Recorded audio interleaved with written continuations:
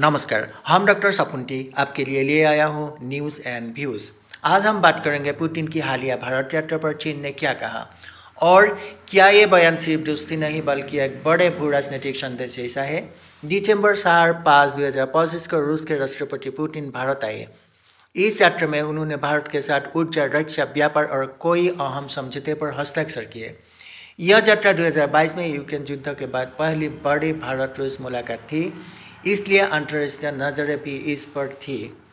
चीन ने पुतिन को भारत यात्रा को पॉजिटिव कहा है।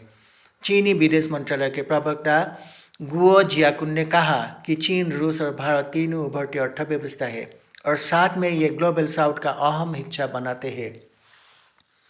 उन्होंने और जोर देकर कहा कि तीनों देश के बीच मजबूत और स्थायी त्रिपक्षीय संबंध न केवल उनके राष्ट्रीय हित के लिए अच्छे हैं बल्कि क्षेत्रीय और वैश्विक शांति, स्थिरता और समृद्धि के लिए भी लाभदायक है। चीन ने यह भी कहा कि वह रूस और भारत दोनों के साथ मिलकर काम करने को तैयार है, यानी चीन सिर्फ देख नहीं रहा बल्कि सहयोग की दिशा में सकारात्मक है। साथ ही चीन भारत संबंधों को लेकर भी एक संकेत दिया गया। पूर्वी लद्दाख जैसी विगत तनावों का पृष्ठभूमि के बावजूद बीजिंग अब दीर्घकालीन और रणनीतिक दृष्टिकोण के साथ भारत के साथ स्थिर और मजबूत रिश्ते की इच्छा रखता है।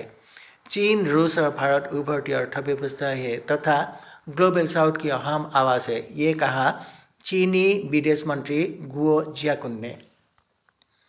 यह बयान इस बात का संकेत है कि चीन अभी भी रूस भारत के बढ़ते संबंधों को आलोकित कर रहा है और चाह रहा है कि तीनों देश मिलकर ग्लोबल साउथ की आवाज़ बने, यानी पश्चिमी दबाव पर पश्चिमी राजनीतिक व आर्थिक हलकों के खिलाफ एक नया मंडल।